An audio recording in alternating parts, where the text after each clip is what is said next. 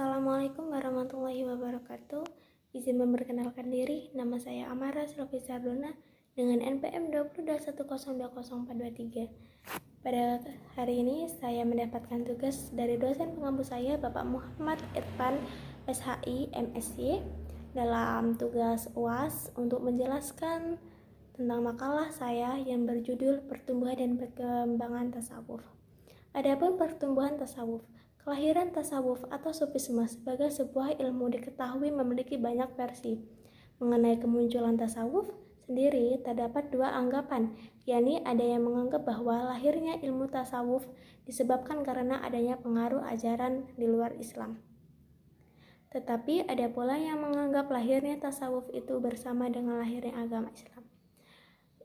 Yang pertama, pengaruh ajaran non-Islam. Diketahui lahirnya ajaran tasawuf karena adanya pengaruh dari ajaran-ajaran di luar Islam.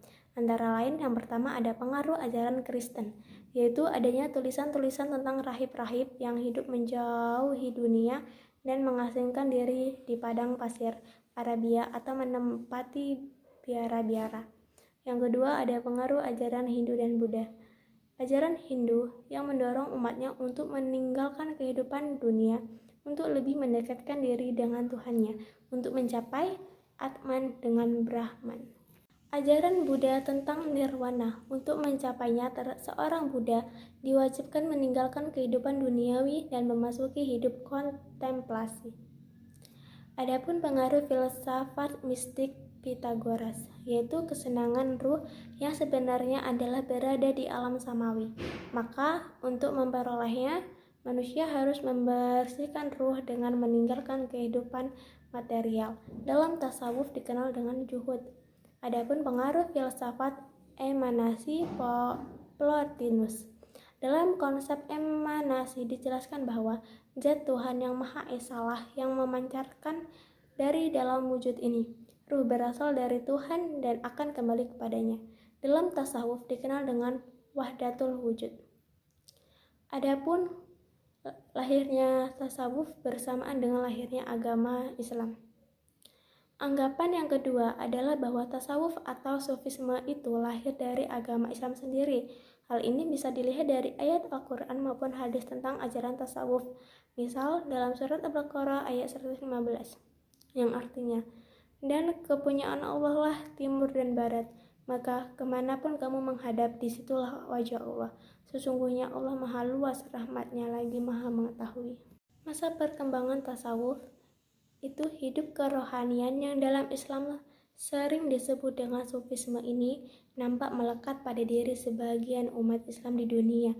Tentu saja kehidupan seperti ini tidak lepas dari sejarah pertumbuhan dan perkembangannya hingga terbentuklah ilmu tasawuf. Pada saat ini, dari beberapa literatur yang ada, disebutkan bahwa sufisme Islam dimulai pada abad pertama Hijriah, yang mana pada masa itu Rasulullah SAW masih hidup, yang segala kehidupannya cukup membawa arti penting dalam pembentukan tasawuf ini. Perjalanan tasawuf ini pun kemudian dilanjutkan pada masa-masa selanjutnya hingga abad ke-7 Hijriah. Tasawuf pada abad pertama dan kedua Hijriah, masa Rasulullah SAW, para sahabat dan tabi'in. Yang pertama ada masa tasawuf Rasulullah SAW. Pada masa ini banyak ditemui contoh-contoh kehidupan sufi yang terdapat pada diri Rasulullah. Dalam kehidupan beliau sehari-hari yang penuh dengan kehidupan yang sangat sederhana dan penuh dengan penderitaan. Juga beliau menghabiskan waktunya untuk beribadah kepada Allah. Sebelum diangkat sebagai Rasul, beliau sering melakukan khalwat di Gua Hira, atau disebut juga dengan Bukit Nur. Untuk mendapatkan petunjuk dari Tuhan, didapati beliau melakukan khalwat berulang-ulang kali dengan bekal hanya beberapa potong roti kering dengan air minum serta buah-buahan yang hal ini menggambarkan makanan yang sangat sederhana bagi seorang sufi. Kemudian setelah beliau diangkat sebagai Rasul dan telah menjabat sebagai pemimpin atau kepala negara di Madinah, kehidupan beliau juga nampak sederhana sekali. Dalam rumah tidak ada perabot rumah tangga yang mewah, makanan yang enak, dan jarang terdapat alat-alat rumah tangga. Untuk urusan makan, jangankan makan yang lezat, makanan yang biasa dimakan sehari-hari belum tentu tersedia pada setiap waktu makan. Sayyidina Aisyah radhiyallahu anhu pernah mengatakan bahwa dalam sehari-hari Rasulullah tidak pernah makan sampai 2 kali dan paling banyak makan yang tersimpan tidak lebih dari sepotong roti, yaitu yang itu pun dimakan oleh 3 orang. Diketahui pula beliau tidur di atas tikar sampai berbekas pada pipinya. Begitulah kehidupan sufisme dari seorang Rasulullah. Meski sebagai pemimpin untuk umat Islam, kehidupan beliau penuh dengan kesederhanaan. Hidup beliau digunakan untuk berkhidmat dan berbakti kepada Allah, menyampaikan agama Islam kepada seluruh umat manusia, tidak menghiraukan kepentingan diri sendiri ataupun keluarganya, namun seluruh hidupnya digunakan untuk umatnya. Khulafa yang pertama ada Abu Bakar. Abu Bakar adalah seorang saudagar yang kaya raya di Makkah, namun ia rela meninggalkan semua harta bendanya demi mengikuti dakwah Rasul. Abu Bakar juga memiliki akhlak yang tinggi dan selalu hidup saleh dan takwa. Pada masa kehidupannya, hanya memakai pakaian sehelai kain saja, bahkan segala harta bendanya dikorbankan dalam kepentingan agama dan negara. Disebutkan dalam sebuah riwayat pada saat Rasulullah masih hidup yang ketika itu akan menghadapi perang Tabuk. Beliau bertanya kepada para sahabat, "Siapakah yang bersedia memberikan harta bendanya di jalan Allah?" Abu Bakar kemudian menjawab bahwa dirinya akan menyerahkan seluruh harta kekayaannya. Kemudian setelah Rasulullah SAW bertanya kepada Abu Bakar terkait sesuatu yang akan ditinggalkan untuk dirinya dan keluarganya, Abu Bakar menjawab bahwa cukup baginya meninggalkan Allah dan Rasulnya. Adapun khalifah yang ketiga yaitu Utsman bin Affan. Utsman bin Affan adalah sosok yang diberi oleh Allah kelapangan rezeki. Meskipun begitu, ia tidak terlalu terpengaruh dengan kekayaan. Ia selalu memegang Al-Quran pada tangannya. Menjelang malam hari, ia hanya belajar Al-Quran sampai jauh malam.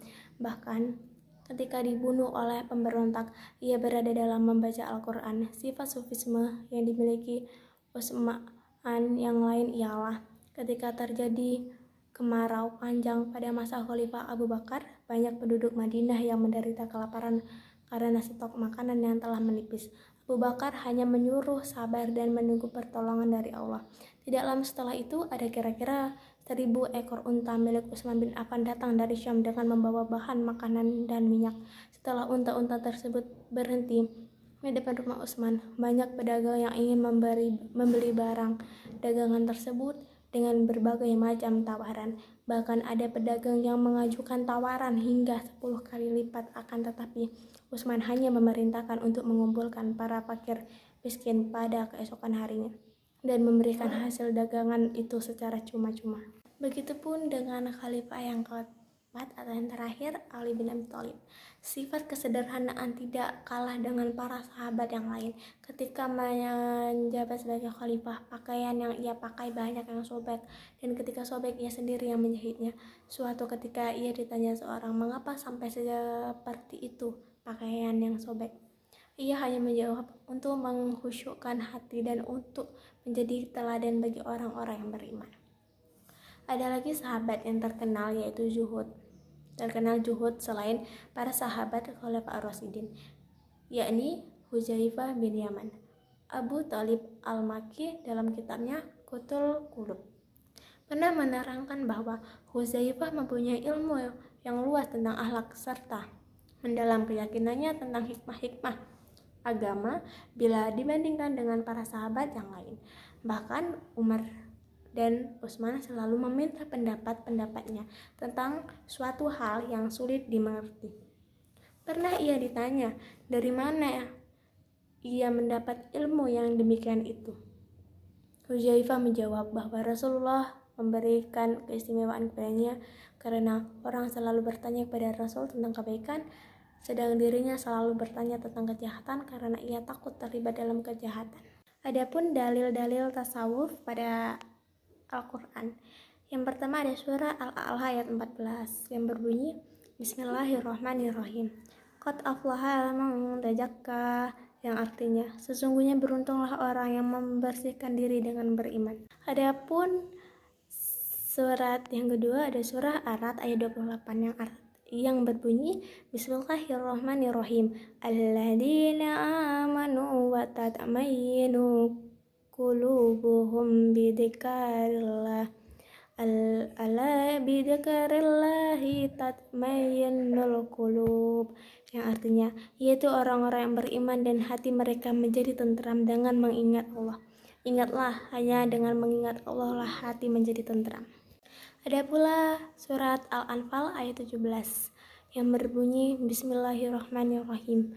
Falam taqtuluhum walakinnallaha qatlahum wa ma ramaita id ramaita walakinnallaha rama waliyubliyal mu'minina minhu bala'an hasana innallaha sami'ul alim, yang artinya maka yang sebenarnya bukan kamu yang membunuh mereka, akan tetapi Allah lah yang membunuh mereka, dan bukan kamu yang melempar ketika kamu melempar, tetapi Allah lah yang melempar.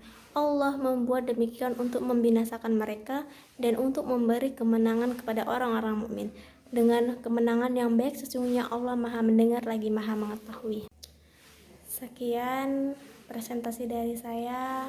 Apabila banyak kekurangan, saya mohon maaf. Wassalamualaikum warahmatullahi wabarakatuh.